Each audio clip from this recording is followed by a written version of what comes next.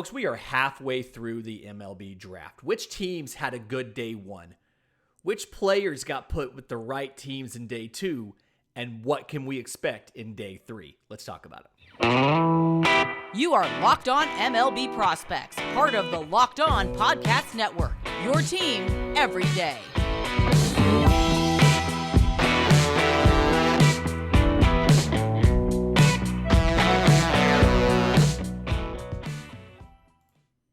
Yes, welcome on in to Locked On MLB Prospects, your home for all things minor league baseball. I'm your host, Lindsey Crosby, baseball writer for Sports Illustrated. Thank you for making this your first listen every single day, and we are halfway through the draft. Let's update as to where things stand now, who's had a good day one, who had a good day two, and what can we expect in day three. And when you're looking at day one, thinking about teams, couple teams that come to mind. The first two that I'm thinking of, Arizona and Colorado. And as much as I want to get into them here, I've actually set up some time with Paul Holden from Locked On Rockies and Millard Thomas with Locked On Diamondbacks. And we're going to actually go on those shows and talk about, because I really love what both of those teams have done in this entire draft. But right now, first team, Minnesota Twins. And the reason I like their day one, so at 8 overall, they got Brooks Lee, shortstop out of Cal Poly. At 48, they got Connor Prelip, the lefty pitcher out of Alabama. And then at 68, shortstop Tanner Schobel out of Virginia Tech. So here's what I love about this. You're in a situation where, this is deliberate, right? The Twins value college guys. They would like their models are adjusted to prefer college guys. They've got more data on them. They have more of a track record. They very much stayed on brand. So getting Brooks Lee at 8, a switch hitting infielder who's definitely going to stick it short and can hit for power. When he was looked at as a possible number 1 overall guy, great combination of value and team fit. So I like Brooks Lee at 8 there. Connor Prelip at 48 is a guy that was seen as going to be one of the early favorite on the boards. And then he got injured, had Tommy John, lost the entire season. And then didn't pitch in 2020 either because of, losing a college season there. So I think a combination of the injury and lack of a track record is kind of why he fell a bit. And the good thing about Prelip is he had Tommy John early enough in 2021 where he was actually able to throw a bullpen before the SEC tournament in Hoover in, May, I think? Early May, late April, early May. So teams have seen him throw. They have video. They have TrackMan data, everything on him. He looks as good as he was.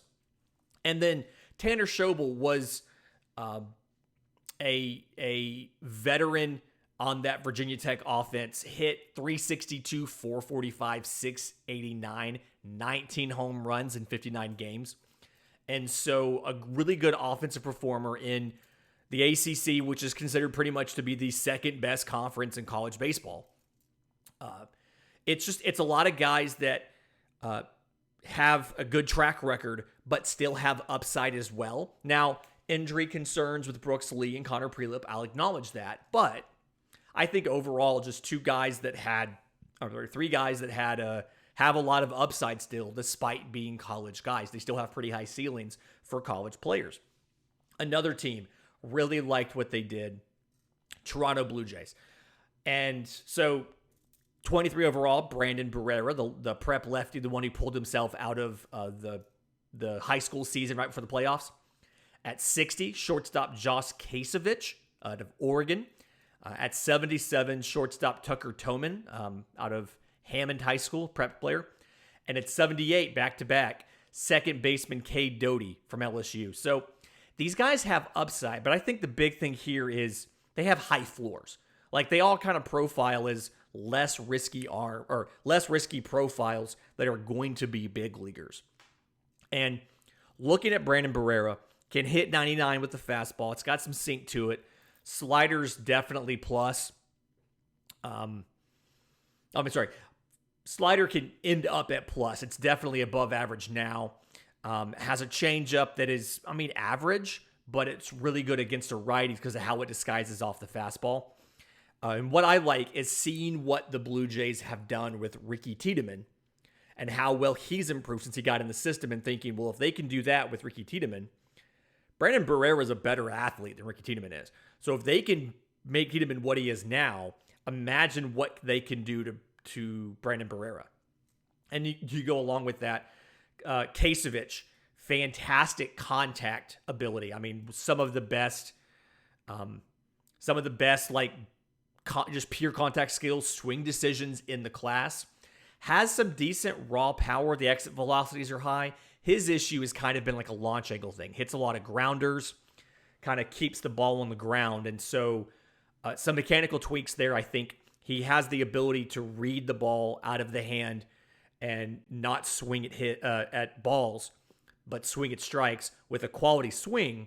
If you can improve the angle of that swing a bit, I think you're going to unlock a next level of potential there for Josh Kasevich. Tucker Toman I'm curious how much he's going to cost. Switch hitter, tons of bat speed from the left-hand side, really good contact ability from the right-hand side. I think he's probably going to end up at third base. Big question here will be how much does he cost? And some of these guys are going to move. Kasevich is probably going to have to move, somewhere else on the dirt. He can stay in the infield. He's probably going to have 25 homer power. I'd say move him to third. Toman's probably going to move to third. I see Doty at second. Doty's a guy, very refined, mature approach at the plate. Can go to all fields. I see him as like an 18 to 20 home run guy. And to me, you've got a couple infielders here now that, like, here's 3/4 of your infield if something happens and you can't re-sign somebody or someone doesn't want to come back. You have a third baseman, you have a second baseman. You've got plenty of pieces here. So really like what Toronto did, going for high floors, keeping this team in contention, lengthening the window by having high floors here. Another team that is trying to lengthen the window, and somebody who I wasn't super, super high on the draft at first. And shout out to Joe Doyle with Prospects Live, actually had a good little thing on Twitter about this, but the Atlanta Braves. So the criticism of the Braves has been they've got plenty of starting pitcher options. They're lacking with position players. So what do they do on day one? They go take 4 pitchers. At 20, right-hand pitcher Owen Murphy, prep kid. At 35, prep pitcher J.R. Ritchie. At 57, prep pitcher Cole Phillips. And then at 76, right-hand pitcher Blake Burkhalter out of Auburn. So 3 high school prep pitchers and a college reliever, never started. And at first, I didn't really understand. And, Doyle kind of talks about it. It's like, this is the Braves leaning into their strengths. They are very, very good at developing arms. And the reason that they have such a competitive window now is they've been able to either develop arms who have come up and had an impact, like a Max Fried, like an Ian Anderson, like a Kyle Wright. They've been able to develop these guys, or they've had a piece that they could trade off to get someone else. And some of that is they have been good pitchers. Some of that has been the Braves' reputation for developing pitchers is so good that if the Braves have a pitcher, other teams inherently value that prospect more than if he was part of some other organization. So Owen Murphy really kind of fits that Spencer Strider mold to me. Can throw a great fastball. Lives up there on top of the zone. Throws a lot of strikes, doesn't really leave a lot of pitches to get hit. Richie's kind of similar, doesn't walk a bunch of guys. He can hit 97, has a good slider. And then Phillips he was at 100 miles an hour before he had to have TJ. So a little bit of a question there. Burkhalter is the interesting one to me. And I've met Blake Burkhalter, caveat here. I've talked to him. I've chatted with him. I've interviewed him. Never has been a starter. Has always been a reliever in college, but actually has a very explosive fastball. I think he hit 98 at one point in time this year, and has a cutter that he actually learned from former Brave Tim Hudson, who was his pitching coach at Auburn. And so they've said they want to try him at starting. I think he has the repertoire to do it. I do think he'd move very fast as a reliever if you kept him at relief, but they want to try him as a starter first. Either way, really good draft. And then, not to take too long, little bit less players here, but the Oakland A's in day one. So Daniel Susac at 19, the catcher out of Arizona. Outfielder Henry Bolte at 56, prep guy out of California. And then outfielder Clark Elliott from Michigan at 69. So what you have here is we're assuming Kevin Parada has to move off of catcher. So you've got the number one pure catching prospect in the class. I mean, you're looking at a 265 hitter, 25 homers. Now, you've got some work to do. He's got to lay off sliders that are off the plate. He's susceptible to some chase on something that moves out of the zone.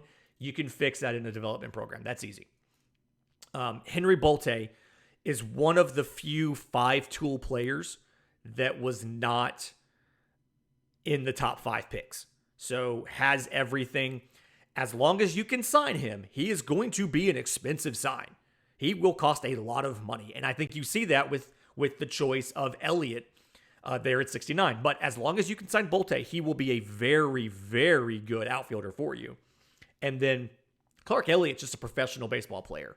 I mean, if he's going to hit 270 with 16 to 20 homers, gonna play a decent outfield any spot you put him in. He'll be an average center fielder. He'll be an above average right fielder. He'll be a very a plus left fielder. So he can play all 3 positions. He's the high floor kind of guy you need when you have one of the worst records in baseball. You need more of Clark Elliott in your squad. And in just a minute, I want to get to some of the best individual combinations of players in draft slots to teams in day 2. But first, today's episode is brought to you by our friends at Blue Nile. Whether you're ready to pop the question or you're celebrating a milestone moment, find jewelry as unique as her with the modern convenience of online shopping at BlueNile.com. Blue Nile has simple online tools that let you choose the diamond shape, size, and clarity, as well as the setting style if you want to build your own engagement ring. Blue Nile's bench jewelers then take your choices and handcraft her perfect engagement ring. Every single one of them is one of a kind. If you just want to celebrate life's special moments with fine jewelry, but you're having trouble choosing, Blue Nile has jewelry experts on hand 24/7. They're available via phone or chat to help you find a memorable gift at every budget. So may your moment sparkle with jewelry from BlueNile.com. Going on now is the Blue Nile Anniversary Sale. Save up to 40% on classic fine jewelry pieces and 25% on engagement ring settings. Plus, every order is insured, ships free, and arrives in discreet packaging that will not give away what's inside. So shop stress-free and find your forever piece. Go to BlueNile.com today. As we hit this second segment, I want to quick acknowledge real quick, my voice is absolutely smoked. I have done so many radio hits and podcast appearances in the last week. I am running on fumes. We've got another day of the draft. I've got like 4 or 5 more pods to record with different people this week. So, y'all just think good thoughts about my throat. Hopefully this thing can make it through to the end of the week. But, okay, favorite players in day 2. Combination of pick, player, slot. So, Tristan Vierling went to the Yankees at pick 20 of the 3rd round. So 6'4", went to the rotation this year out of Gonzaga. Has 4 different pitches. Fastball sits low 90s. I think he could add a little bit of velo there. Changeup's above average. It's his best secondary. His worst of the secondaries is the slider. And this is why I like him going to the Yankees. The Yankees have been very good at bringing that horizontal sweepy slider into their organization. So I think Tristan Vierling, teach him that slider.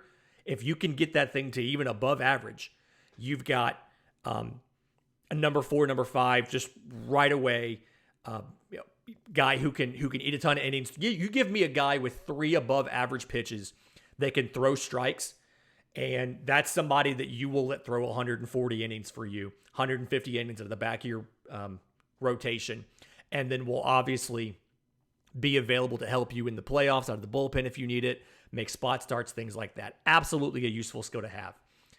Same note, pick 14 in that round, Bryce Hubbard, the lefty out of Florida State to the Reds.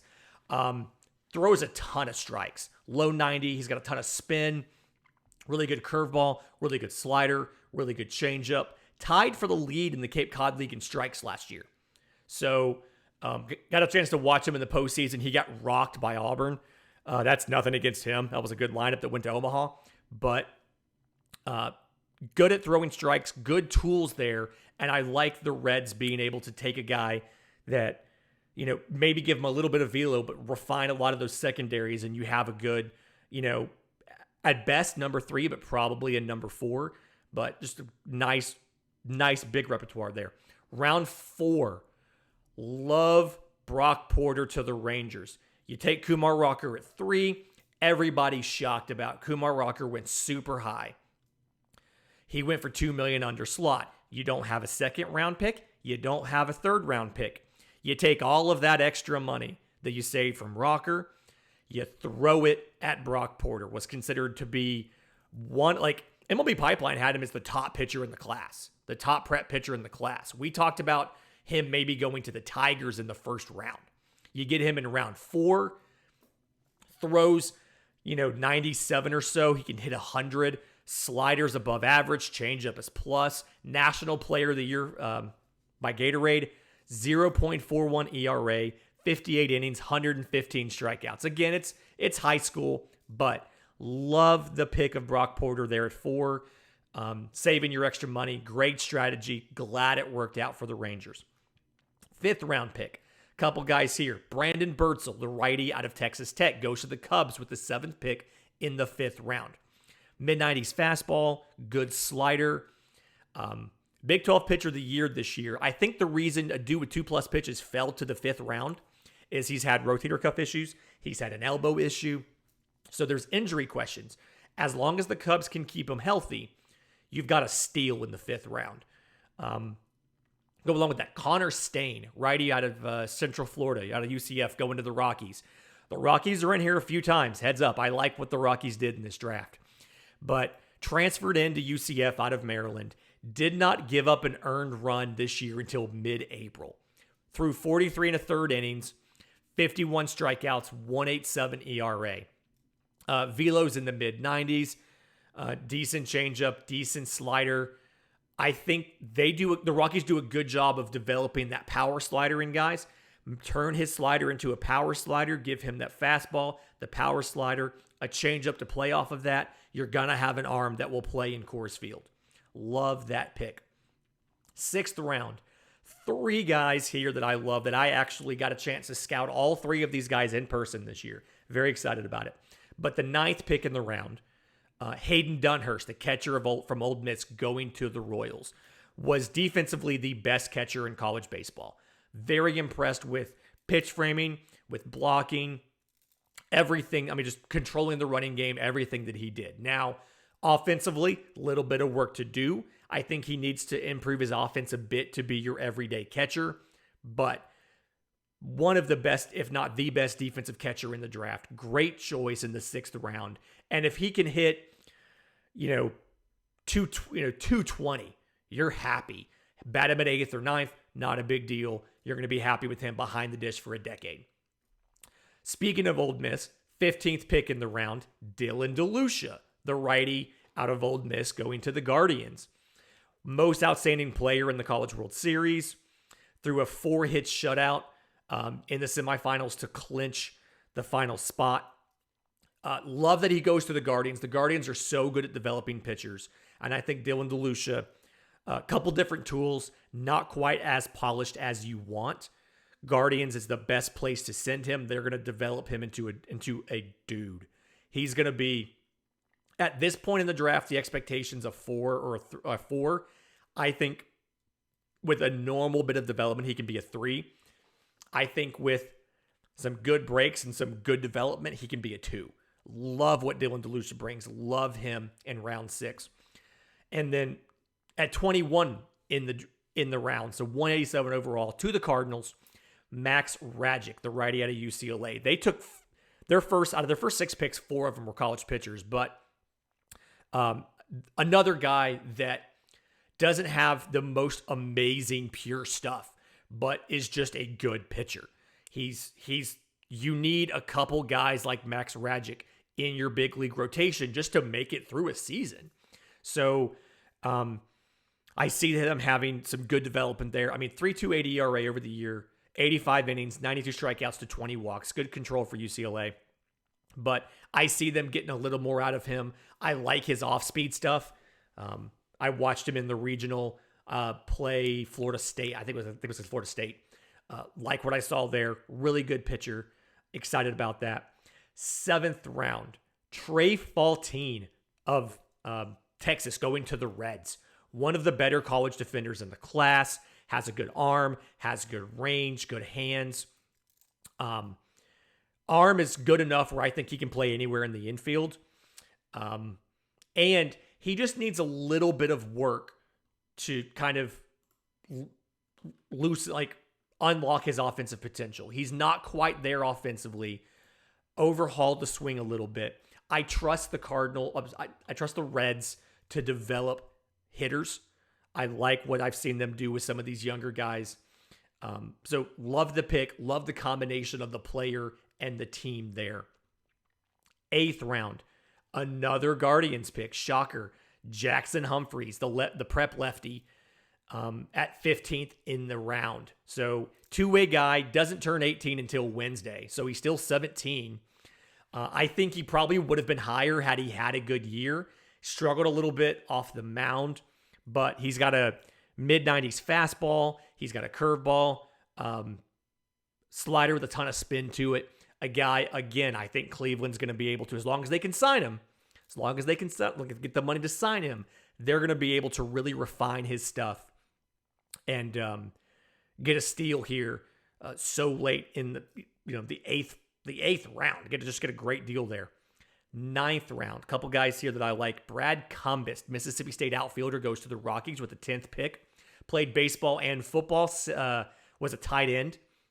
So 6'6", good power, good speed. At this point, you're looking for tools that you can refine. He's got the speed to patrol that giant outfield in Colorado. He's got the power to put tons of balls over the fence. So if he works out, you're going to be very happy. Great combination of tools to go to the Rockies in the 9th round. Go along with him, Andrew Jenkins, first baseman from Georgia Tech, to the Tigers with the next pick 11. This spring, as a righty, 17 home runs, 679 slugging percentage. So they played him at first base out of need. They needed a first baseman. I think he can play third, or his arm's good enough to put him in right. He's athletic enough. He can do left or right. Needs some offensive help. He struggles against breaking pitches, something you kind of have to work with him on. But Andrew Jenkins, great pick for the Tigers because you can get more defensive versatility out of him than what you saw his last year at Georgia Tech. And then 10th round, shocker, it's another Rockies player. This one's right-hand pitcher, Zach Agnos. Eastern Carolina guy, so college guy, was actually a two-way player. I believe he was on the ballot for All-American at utility, is what the National College Baseball Writers Association calls it. The two-way guys hit 337 home runs through 23 innings, the 2.31 ERA, 19 strikeouts. They announced him as a pitcher. I imagine there's going to be a little bit of letting him do both for a while until it's obvious he needs to focus on pitching. So probably not necessarily going to take that away from him, and having the flexibility of playing him in a corner infield spot if the pitching thing doesn't work out. And he's obviously got an arm for third base if he's a pitcher. I think that's an additional benefit and something that I like in a guy here in the 10th round. You can take a college player, save a little bit of money there slot-wise, and have a fallback plan if for some reason it doesn't work out. In just a minute, want to kind of talk quickly about what to expect here in day 3. But first, today's episode is brought to you by our friends at Built Bar. You've probably tried the coconut brownie chunk Built Bar, but now they have given it the Puffs treatment. So it's the coconut brownie chunk Built Bar flavor you love in a delicious, chewy, protein-infused marshmallow covered in 100% real chocolate. It's a fluffy cloud of coconut brownie goodness. Only here for a limited time. This is one of those things why I keep telling you, go to the website and sign up for the mailing list so they let you know when things like this happen. So go to built.com and check out the coconut brownie chunk Built Bar Puff. It's a limited time thing. While you're there, use promo code LOCKED15 to get 15% off your order. That's promo code LOCKED15 at built.com. So day 3, if you look at the top rated players available everywhere, whether it's MLB Pipeline, it's Baseball America, Prospects 1500, Prospects Lot, whoever it is, you see a ton of high schoolers. Most of those high schoolers are going to go to college. So the way that the slotting works is the slotting, your bonus pool covers the first 10 rounds. Rounds 11 through 20 do not have slot values. And you can spend up to $125,000 per spot without that money counting against your draft pool. So what happens is here, now that you've finished the first 10 picks, you have an idea of what it's going to cost to sign those players. If you project you have money left over, this is where you take a lottery pick on a guy like a Tristan Smith, lefty out of South Carolina, like top 50 player, probably going to go to college, but you draft him in the 11th round. If you have the spare money, you offer him $300,000. Only $150,000 will count against your total bonus pool. And obviously, a lot of this kind of is based off of who you drafted in the first 10 rounds, how much they're going to cost to sign. The Rangers won't have extra money, but there will be teams with extra money. And so this is where a lot of those players will go off the board.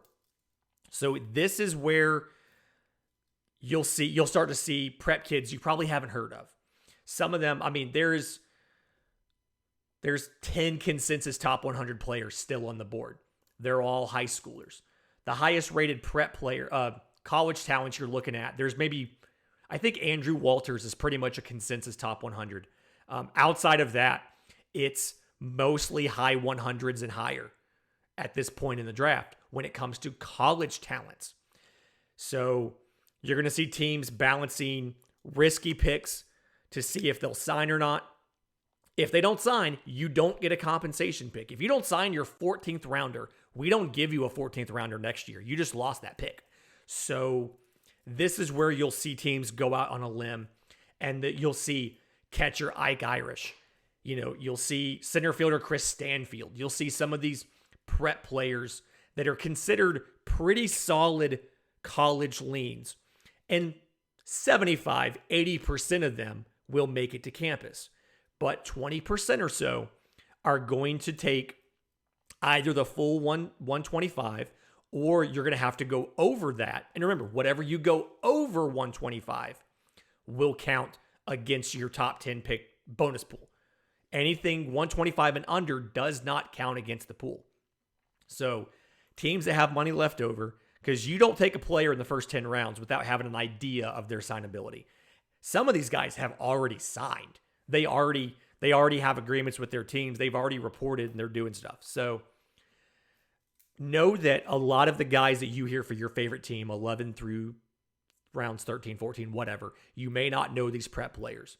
Know that they're probably top 100, top 150 talents if you can sign them. This is where you go out. This is where your scouting department, the relationships they have built with the players and their mamas and their daddies, that's where all of this stuff matters. That's where your general manager, your director of player personnel, the guys they've prioritized and how they've budgeted your bonus pool money. That's where all this stuff matters. And this back half, this is where you can get very good players. Albert Pujols was a 13th rounder in 1999. Jose Canseco was a 15th rounder. Oral Hershiser was a 17th rounder.